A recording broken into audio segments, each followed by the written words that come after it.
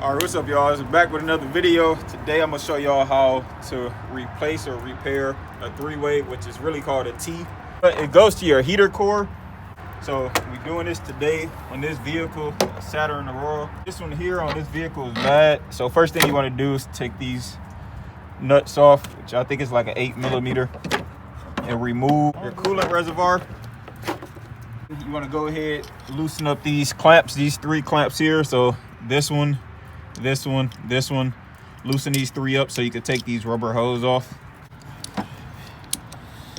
All right, so once you get the old one out, simply grab the new one here. Just place it right in here like this, right into your rubber hose.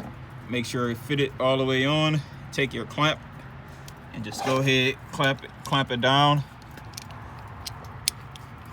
You can either use this type of clamp or you can use the OEM ones, but we decided to use these just as a quick fix, and it just tightens a little bit more so we can make sure it's secure.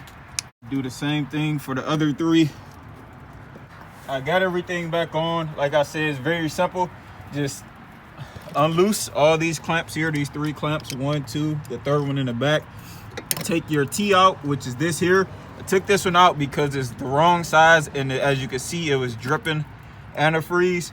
So I replaced it with the proper size, which was a 3/4, and just put it back into these 3 holes and then tighten it up with these clamps. I use these just because it's a quick fix and they're a little bit more secure because you can tighten them more than your OEM clamp, which is this right here. So now that you got all of those 3 together, what you do is take your last hole and reconnect it to your reservoir. So just slide your reservoir down like that. Get your pliers. Go ahead and pinch your clamp and pull it over the top so it can secure the reservoir to the hose, just like so. As you can see, it's not going nowhere.